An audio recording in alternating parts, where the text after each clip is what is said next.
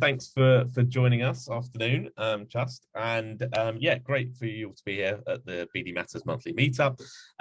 So we've been going a couple of months since we sort of relaunched, and yeah, it's been a frantic couple of months, been really exciting. We've grown to sort of 50 paid members, which is fantastic. So we're going to jump in a sec. If everyone could have their cameras turned on, which most of you do, that'd be great. Just try and make it as discursive as possible. And today we are joined by Marcus Brown. He is the founder of the Great Pitch Company. Marcus, do you want to tell everyone a little bit about what you guys do?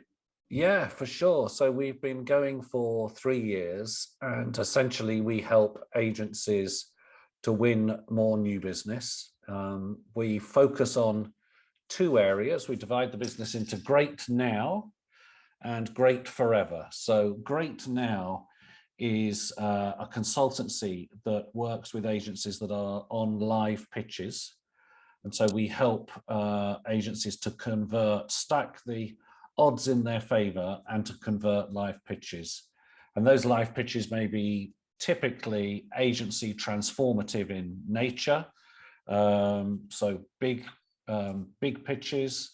Often they can be repitches. So where you're repitching to retain a piece of business and you have the requirement to reinvent, and we help agencies to reinvent their offering to be fresh, new, and totally attractive. So that's our Great Now business.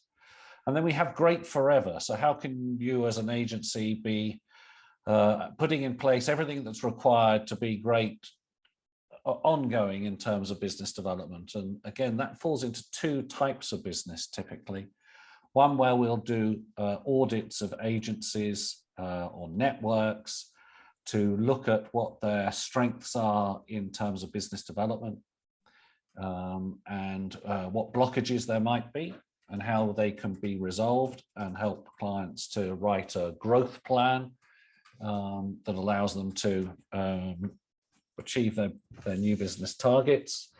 And the other area is of Great Forever is about training. So we do lots of training, different levels, but always with a focus on business development. So it might be a foundational course for a network, looking at how to, what is new business all about and how can you win more for juniors, up to something that's much more tailored for a senior group of management, resolving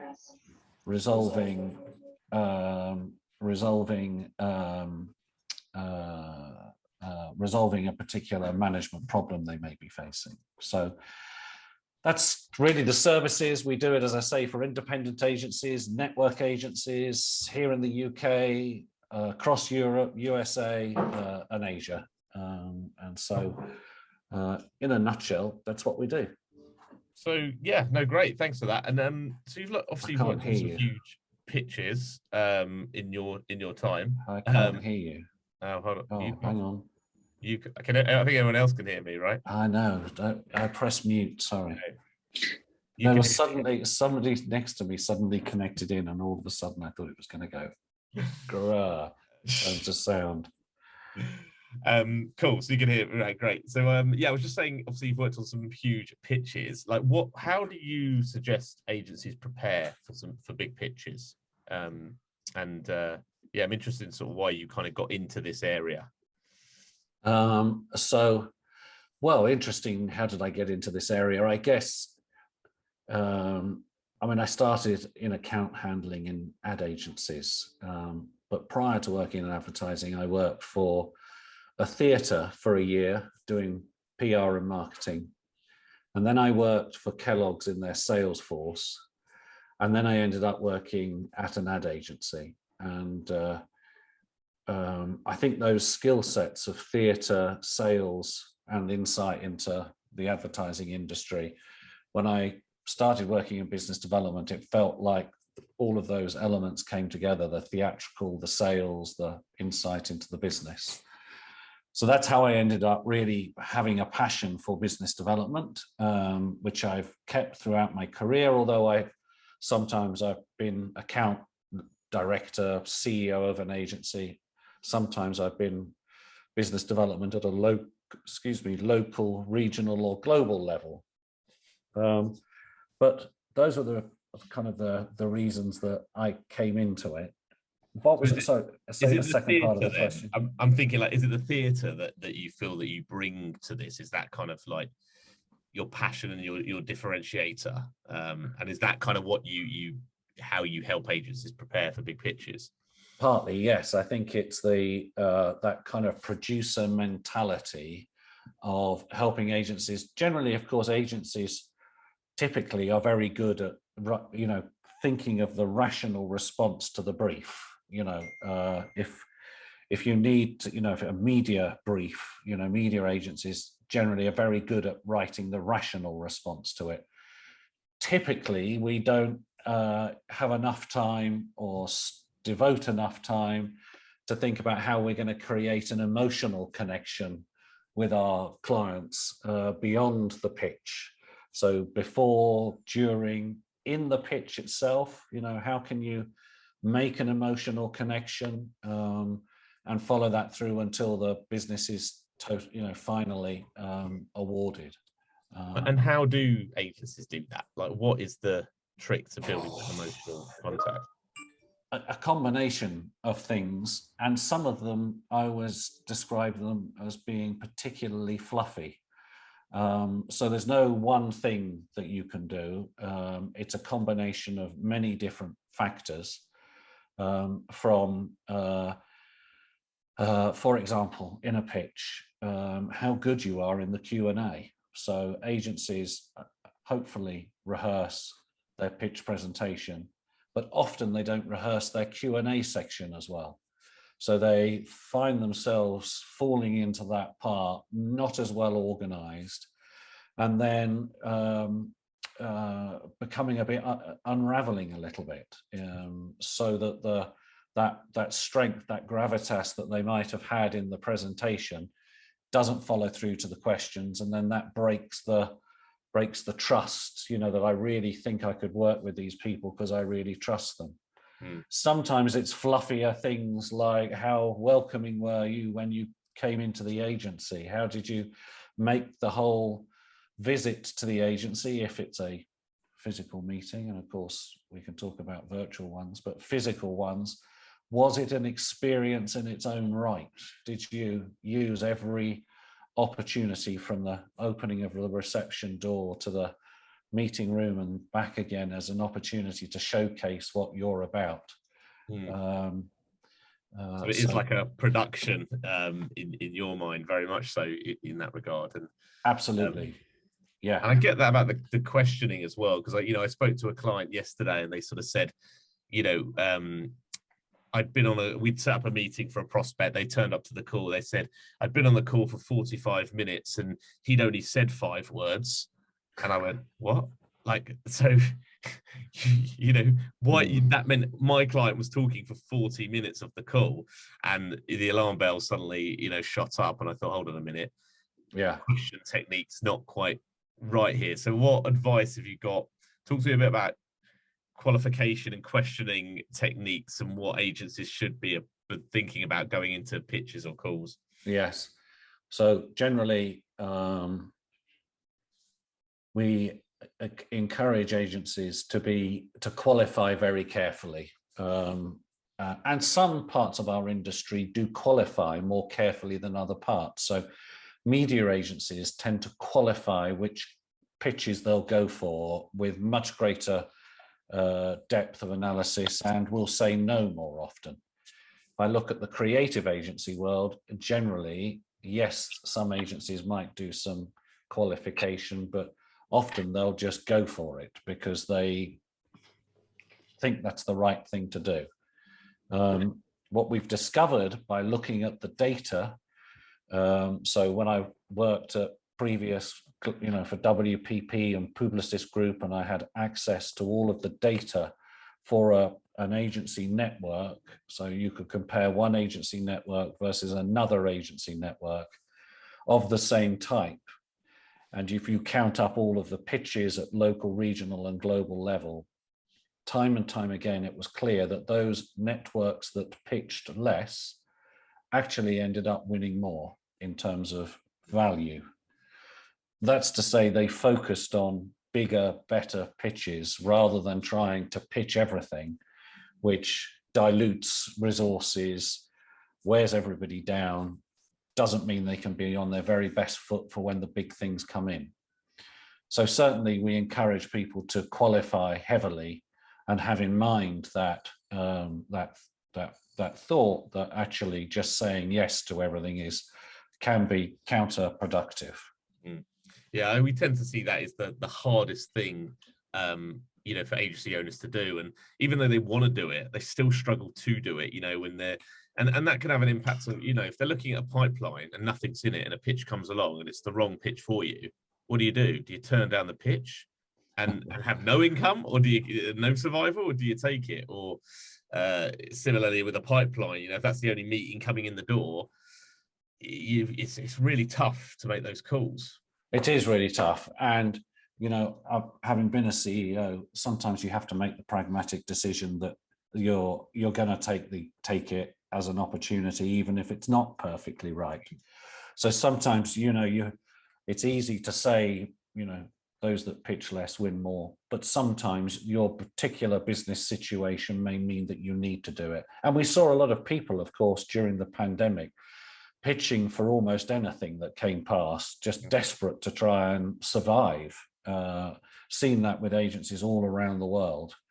But generally speaking, yes, the thing that I've always found was that sometimes you say yes because you don't feel busy, or it's quieter for this month, and then typically the very next week a massive thing comes around the corner, and then you're struggling to do the two. So where you can, I would encourage you to hold your nerve and be ready for the big ones. Yeah, it's so hard. And then is it a case of like communicating to, I don't think enough of this is done, like people communicating on the decisions as to why they are taking a pitch or why they're turning down a pitch. I think people, especially employees, would probably give them the benefit of the doubt if they were just a bit more honest about the decisions that agency owners were making. So certainly from an employee point of view, employees are desperate to hear whether you are, so often agencies don't even tell employees that there is this process of qualifying for a pitch as to whether we do it or not. And certainly in big agencies, and actually they find it really refreshing if they get told, actually we did have the opportunity to pitch for this, but we didn't for these reasons. And that can be very motivating to staff, often that there's a quality control on the type of pitches that are going for. In terms of how you handle that with clients, I think obviously you have to be very polite and share the reason in as best way as you can.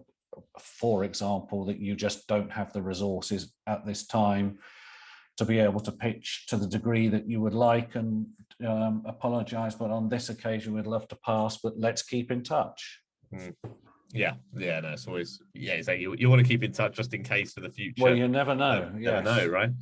And I mean, all right, so we talk about qualification, then talk about a process when a pitch comes in. Whether that's, it might not necessarily be a huge pitch, might be a brief, might be like an inbound lead. How should agencies sort of handle that?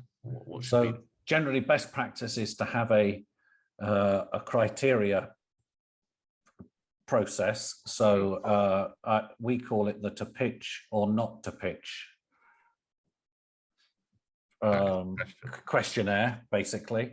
On that piece of paper, there has a number of factors that you have to evaluate given the knowledge that you have, and you place a score in the boxes on the right hand side. So if it's and the questions might be, is this a reasonable time frame? Do we have the staff and resources to properly give this our best shot?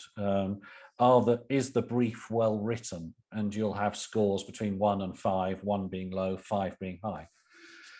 Of course, as we all know, we we too can change those figures depending on how much we want to do it or not do it. So it is a little subjective, but it does give the senior management team something to talk from and around, and builds in a degree of robustness. So when something comes in, first job, fill out the to pitch or not to pitch, share that with the senior management team. Do we get a go ahead on, or are we going to politely decline? Excuse me. And that's how I would recommend it's done. Yeah, and then you're into the process. So, like, what about a kickoff and like briefing the teams and like letting people know what's coming into the agency? I often feel that can be a bit of a, people don't get copied in, or Yeah. So again, you want to use every second from the moment it comes in through to the ultimate decision, and those first few hours and days are absolutely crucial. So the faster you can do a number of things, the better. So you would want to identify the pitch leader, so the person who's going to lead on the day and lead on the development of the PowerPoint, the deck, not necessarily PowerPoint, on the deck. You also want to identify other people that are going to support them. So we recommend there being a project manager. So there's a leader who's in charge of leading, and a manager who is in charge, project manager, who's in charge of managing the project and helping pull all these things together. They need to be briefed as soon as possible. And we would tend to think of it as a funnel, really, in that you cast the net wider to start with. You enroll more people within the agency, you get different opinions, but there comes a point, probably within the first, if you have 4 weeks, say, by the end of the first week, by the end of the first quartile, you should have what we call an architecture meeting, which is the senior people on the team then finally make a decision as to really key elements of the pitch, like the agency's overall approach to the pitch, the pitch proposition, in other words, what are the work streams that are going to be done? And then it's laser focused through to the end to ensure that you then build in things at the end like rehearsals and the other elements to it. So how are those roles defined? I mean, I think one of the things I've seen struggle with is that leadership. So nailing like the core, the proposition of the pitch, like you're saying, the pitch story. And it's, I've either seen teams briefed and like wasted time and energy of people doing so much running around like headless chickens to bring that together. But you kind of might need a bit of that, or then how much is it? You just get a brilliant person who goes, right, I know what to do. You know what I mean? It's how to manage that difference. Yeah. So interesting thoughts there. I mean, so one of the things that I would always do on a pitch team is create a RASCI. So that's that organizing principle, isn't it? Where R stands for one person who's responsible and one person who's accountable. So the accountable person is often the executive sponsor. The R is the pitch lead. The S is the groups of people that are going to be underneath and make the pitch happen. And then you have consult and informs, which we could talk about another time. So get those clear as quickly as possible. And ultimately, there's no other way than locking the key people in a room for the architecture meeting to plumb out at least the hypothesis as the overall approach to the pitch. So the key responses to the pitch. And then to your point, one of the things I have a bit of it's a personal plea to everybody is when they brief out work to different disciplines. So you might go and ask the data people for some insights, that people brief extremely carefully and say, look, we're looking for a chart at the end of this with 3 bullet points on it that talks about the insights that you've gleaned from your data analysis, as opposed to a broader brief where someone in data goes, oh yeah, just share everything you've got, and they come back with a 600-page presentation, and all you need is 3 bullet points on a chart. So brief frugally is something we would always encourage people to be as efficient as possible. Yeah, something I definitely don't see it enough of.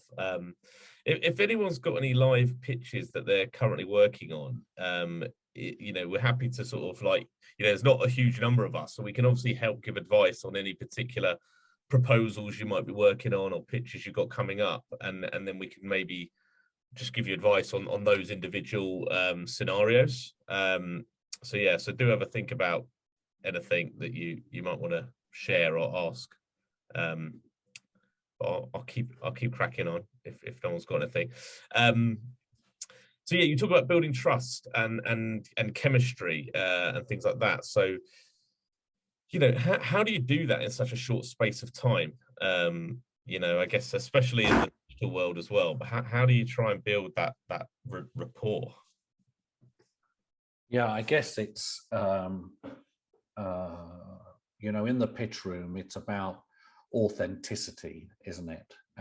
People presenting and being themselves. So it's a lot about what we hear in diversity and inclusion, of people being able to bring their home self into the office and be them. I mean, be them on a good day, but that's what we're looking for, is authentic interactions, authentic presentations, authentic contributions to the pitch process, because people respond to whether someone is being authentic and true to themselves. They find them trustworthy. They create that emotional connection. I'll tell you a little story. I was most fortunate when I worked at WPP to get sent on their brilliant training program, Maestro. And at the time I was a CEO, I was relatively young, 35, of an office of, I don't know how many people we were, 60 people, something like that. And I felt that on occasions, being the CEO, I should act in a certain way. I should be sensible and serious and would kind of put on this CEO style.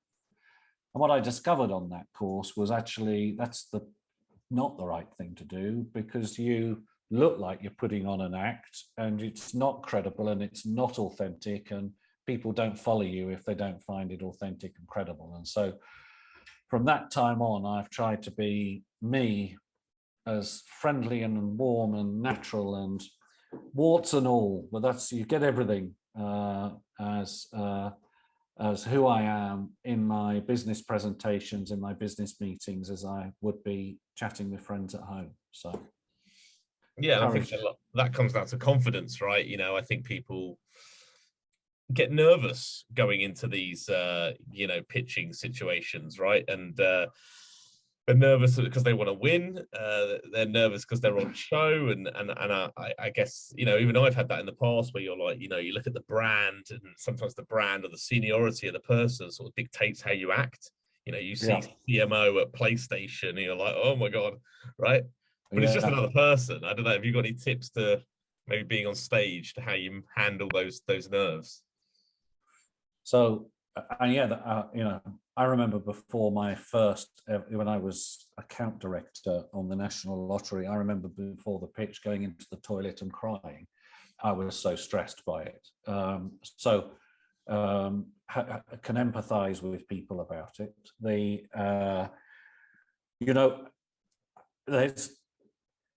greatest way to overcome nerves is to be extremely well prepared.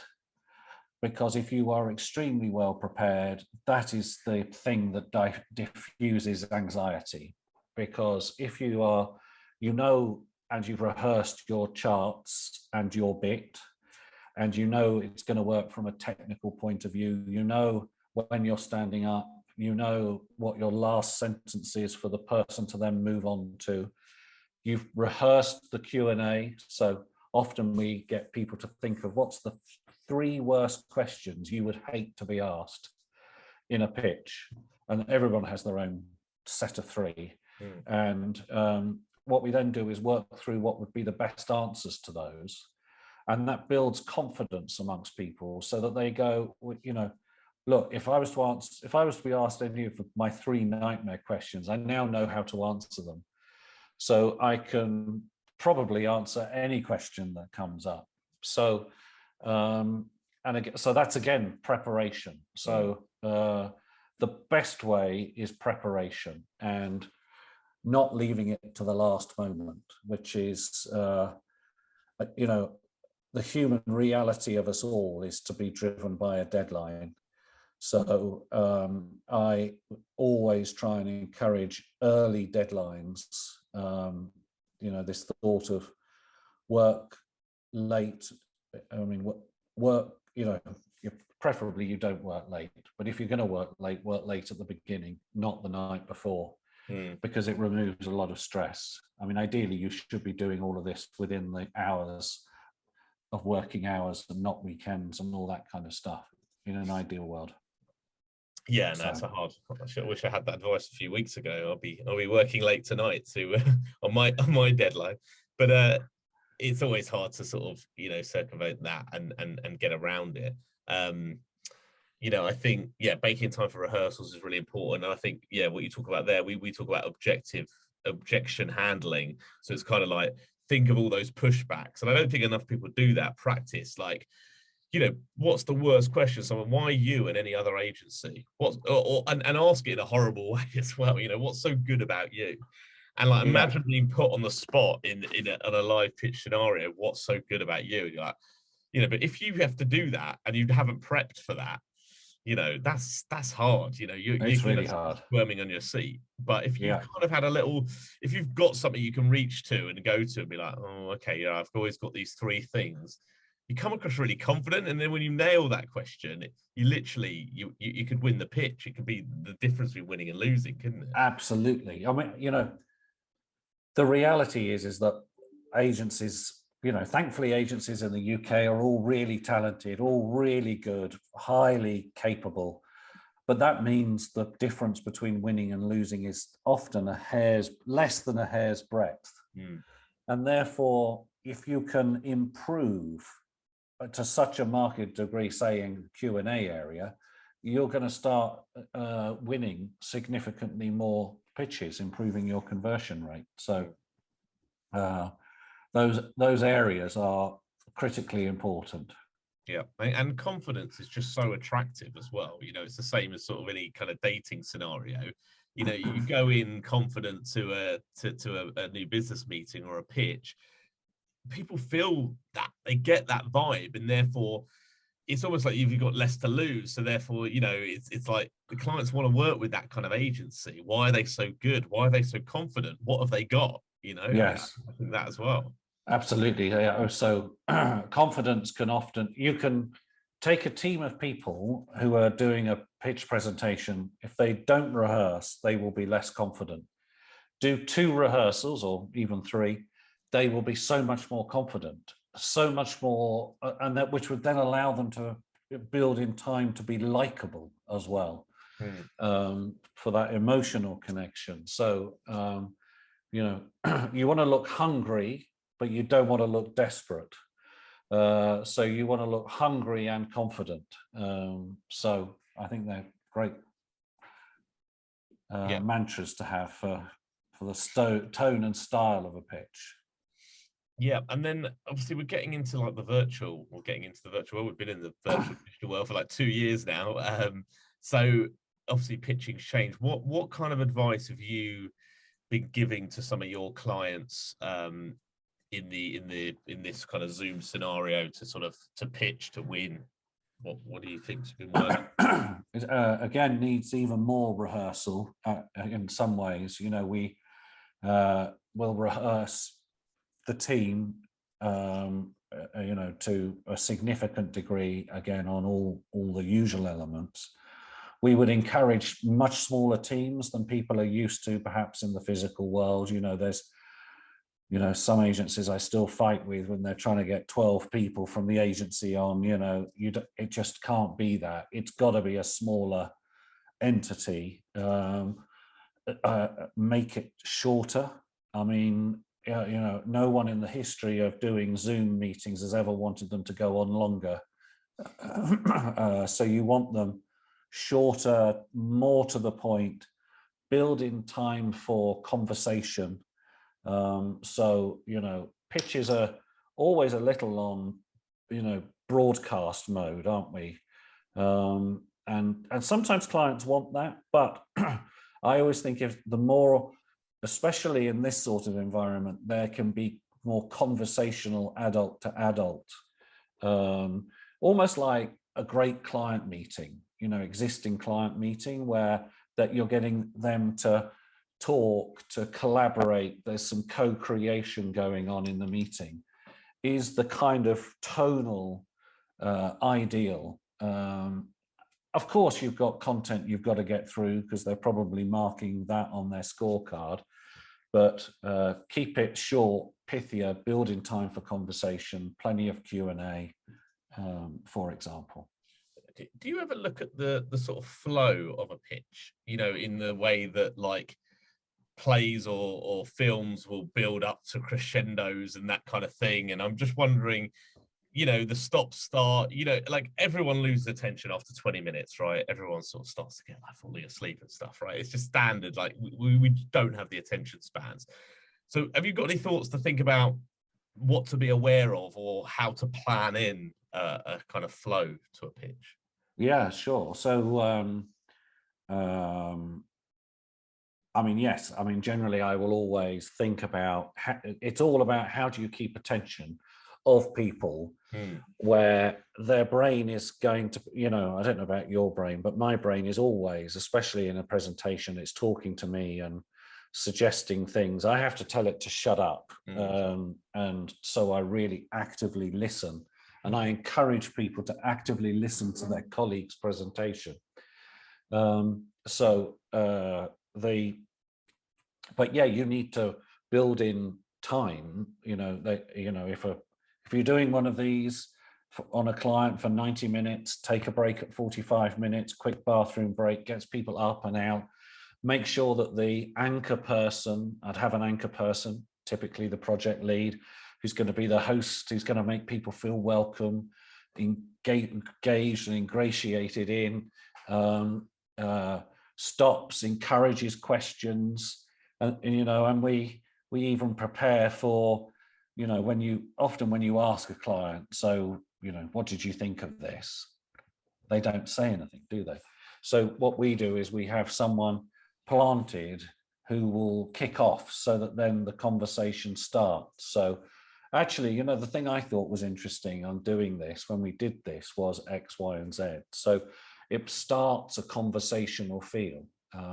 So all of these things are required. And another tip is to not always have the presentation up, because it's much better when we can see faces as we can see now, as opposed to just a little thumb strip. Or I think Teams still, I don't know if your Teams users, some of you, but Teams seems to flash up faces in some random order.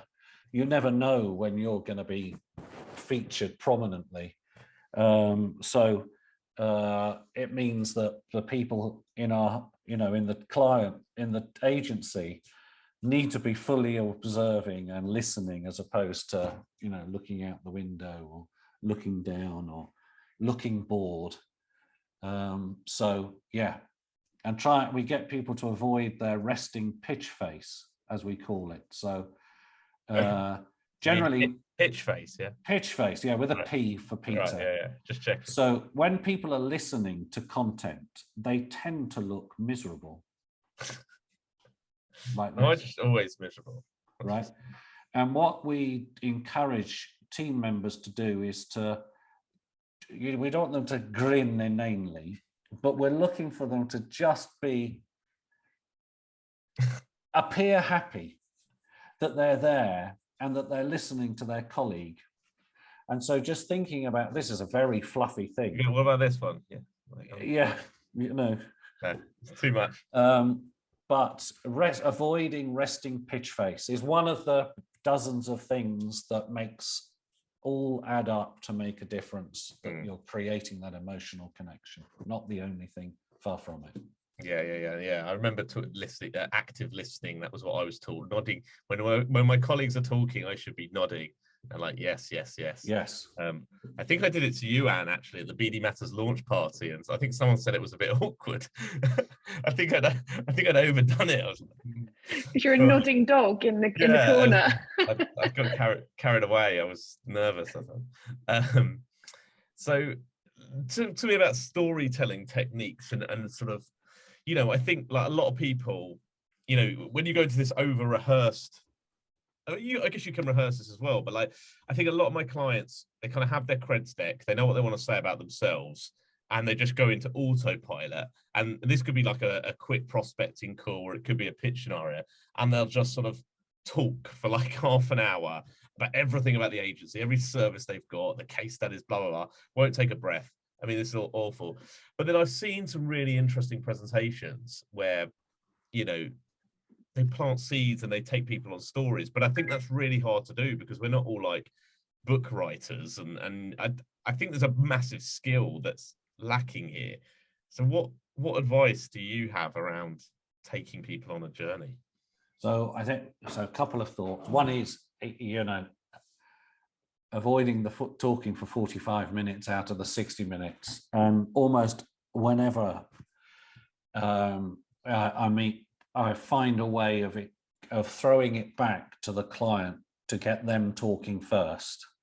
So, and that might be, you know, look, great, we've had the brief, but I know you've been meeting other agencies. Before we get into our response, are there any things that you've been finding need underlining, or areas that you want particular clarity on? You know, something that forces them to start talking a little bit. Because once I think you've had some conversation, it then does allow you to talk a little bit about yourselves, but not for 45 minutes. And you want to be ideally going through a list of questions, I would say, that is that you've carefully worked through. That, you know, what are the, if you have a question of, you know, is your, so for example, is your priority to win more, or actually are you winning quite a lot? What you want to do is reduce your resources involved in pitching. So two different types of objective, and then you lead them through a conversation based upon questions, and that then allow you to bring up your relevant credentials and your insight. Would be two thoughts to build. Yeah, definitely. Yeah, responding to the questions. I think you've got to be quite agile on your feet then to sort of be able to sort of really listen and respond accordingly.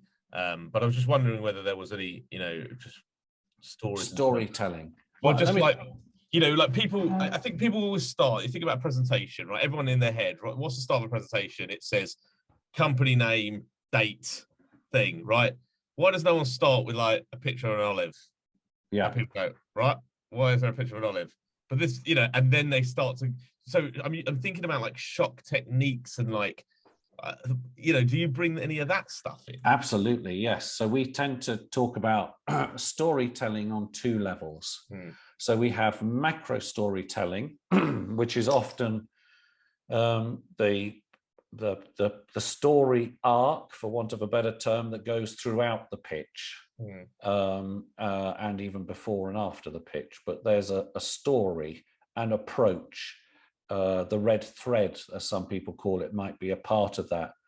You might have a creative opening, as you've just described, that helps bring that to life. I remember doing a pitch in South Africa where the brief was, we need to get, we need to win new subscribers. And our opening to the pitch was, okay, you've asked us to bring new subscribers in, sign up new people.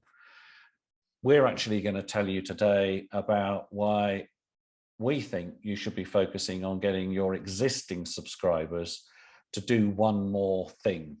whatever that thing was in those days, buying another bundle of data or whatever. And the guy, we had a clear plastic glass, and he did the maths live in front of the audience at the beginning. And that was a great creative opening, and that was the story arc all the way through, was how the maths are going to be much better and the business results are much better if you do it this way. We encourage people to also think about micro storytelling. Micro storytelling is, you may have just one chart to present, but you can bring in a story about the points on the charts. So if you're the person who is responsible for having done the research, you can tell the story. So before we set out to do, find our response, we wanted to understand what was in the mind of consumers. And so I went out and did some home visits and went and met these people and a whole variety of different people. And the thing that struck me when I was watching her cleaning her bathroom was that she had a whole variety of different utensils for different things. So she had a cloth for this and a brush for that. And she even used an old toothbrush to get behind the the tap. So that's a little bit of a micro story about someone who works in research, but you can always find micro stories that bring your part of your presentation to life. Because after all, we all enjoy stories. Hearing you talk there, I just think about how bad we are at pitching and stories. I think, no one uses like creativity to just completely change. Everyone just goes into, here's my presentation. And we're guilty of it too, so don't get me wrong. It's just standard process. You go in, here's my presentation, gonna show it. No one, I think analogies are great when you can able to show people like, what you're trying to show, like there's the overarching story, but told through the story of a toothbrush or an olive or whatever it is that you're going to be using. But like, it's just it helps people relate to that idea so much more closely. Absolutely. And it's that, I'm always struck by that quote about like, people will never remember what you say. They'll just remember how you made them feel. And the fact that people can only remember about 3 things from a presentation. So they'll probably only take 3 things away from this presentation, right? And it's just like, it's that, it's just being really focused on what those things are, what you want them to be. Yes. And owning them. And that's what win you the pitch. Yes. All the guff in between is probably 99% is the same as the guy who came before you. Well, that's the reality, which is if you've ever had the chance to sit on the other side of the table and watch a number of people present their responses to a brief, what you quickly find is there is a great degree of similarity, that they are all technically nice people. They've all answered the brief. Some have been a bit more creative about it. But you begin to look for the things that stand out, that really do, as you say, stick in the mind. We call it the taxi test, that thing that as you're going between agencies, the person in the taxi will go, oh, you remember that agency? That was the one where they took us upstairs to look down into the atrium or whatever it was, although going upstairs to look down into the atrium may not be the right thing to remember you for. You want something that you're remembered for that's relevant to the pitch proposition. But yeah, you know what I mean? Yeah, it's just link. I always think that you don't want pitch theatre or creativity just for the sake of it. Like, it's just to make a loud noise. But if it links to the idea and the story of the pitch and something unique about you, then I think it's really powerful. Absolutely. Pitch theatre is a good idea if it has a good idea. Yeah. So, okay, so let's talk about just like sort of after the pitch then, what learning from it. I guess pitch has happened. Then what should happen? And people talk about these wash-up sessions, but they always get bumps and no one actually attends them and no one can be asked. So but surely we should be learning a lot from each pitch and proposal we do. Absolutely. I would encourage everybody to do that. But at the same time, you have to be a little bit careful, because assuming whoever goes to get the evaluation should not be the immediate people that the client saw, but should be someone who has in-depth knowledge about the pitch and the approach. So often that might be a new business person, is ideally placed to go and meet with the client, use a structured set of questions to understand what worked, what wasn't working, and so on. And they may give you some insights for sure. Be careful though, because as we know, people ultimately decide on emotion and justify with reason. So we're human beings with millions of years worth of pre-programming that in the end, assuming that everyone can do the job, we will choose the people and the team we like most. And there isn't a box that says, are they likable? You know, can I just choose because I like them? What happens is you get your eraser out and you change the individual scores so the team you want wins. So the procurement people, if that's who you go and see, they'll tell you what they've got, but just be careful. It's always subjective, you know, should be viewed with that in mind, that we as human beings, we try to be rational, although actually we've chosen more often than not in an emotional way. Yeah, no, I definitely see that.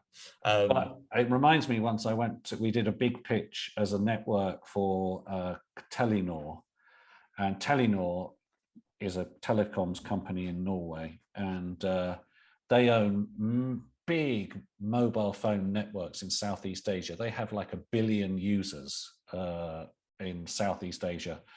And we were incumbent in many of their markets. We put together this, we had a great pitch leader. We put together a fantastic story.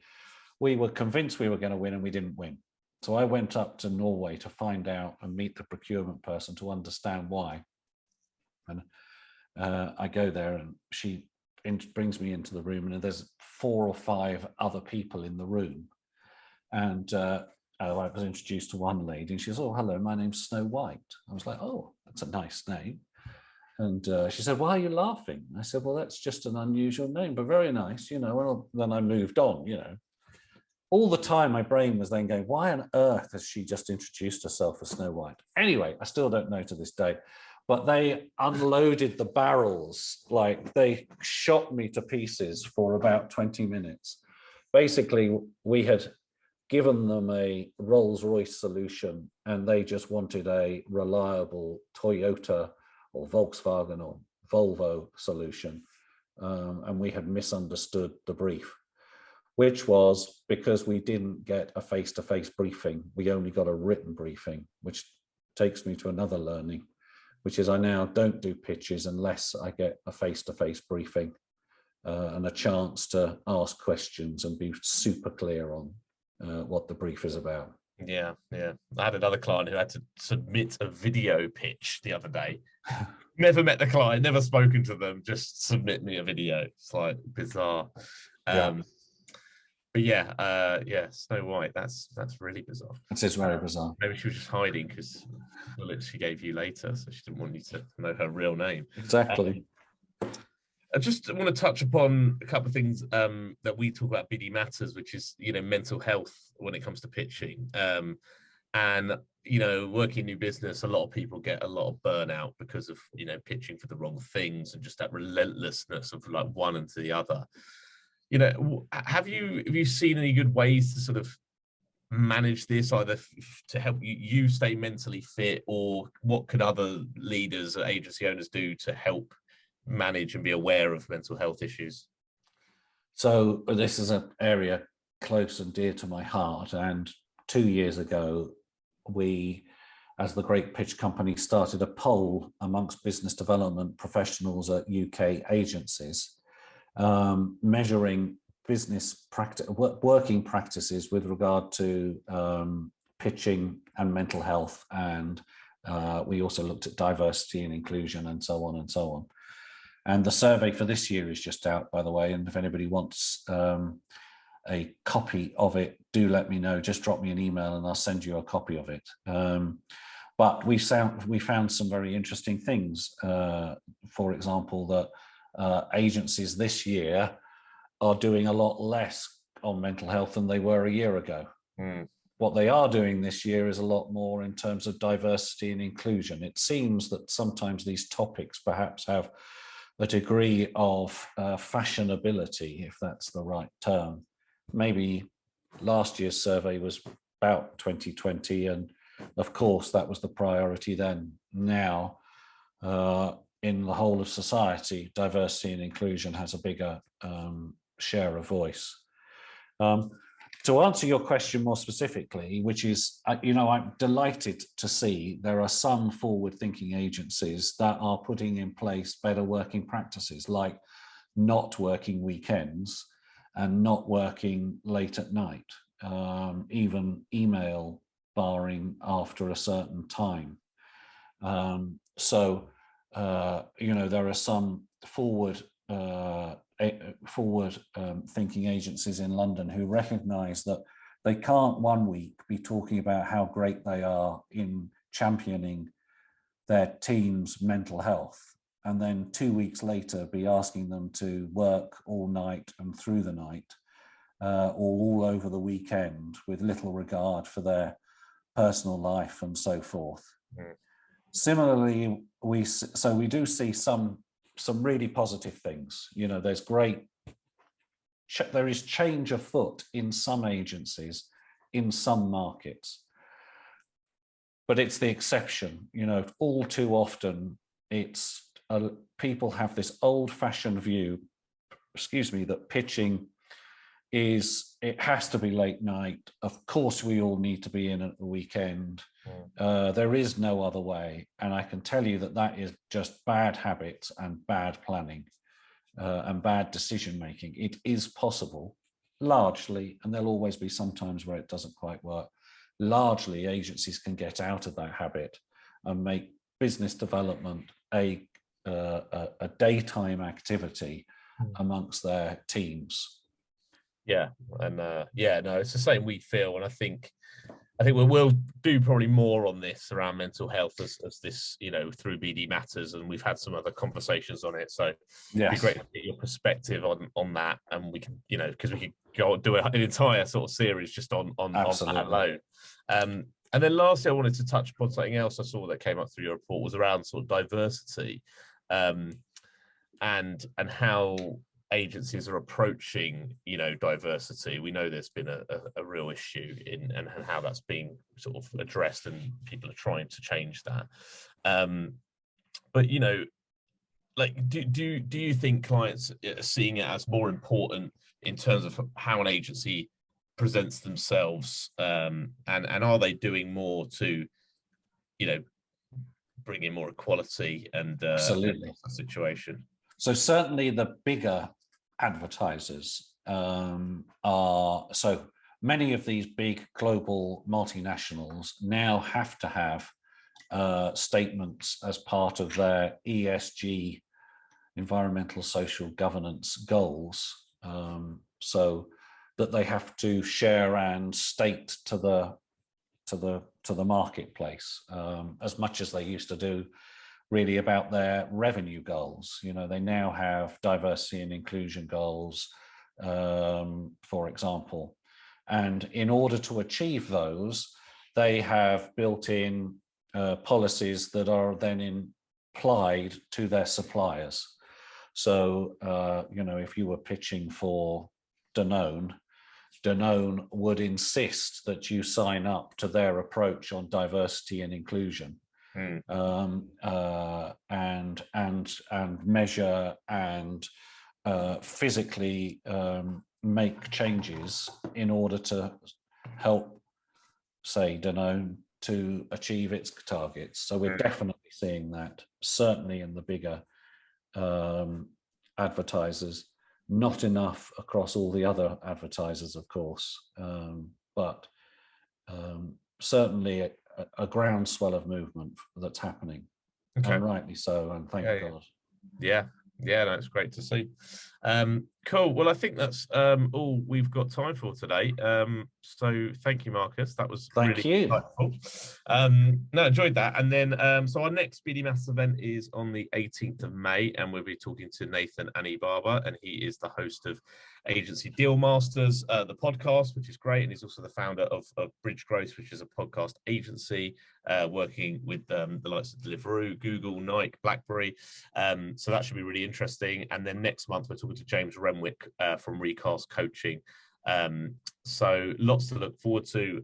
We're also launching a referral scheme as part of BD Matters. And yes, today, obviously, if you're not a paying member, like we do let everybody come to the first event for free. But if you want to get involved in future months, then do speak to Anne and get signed up. And we'll hopefully see you on the next meetup.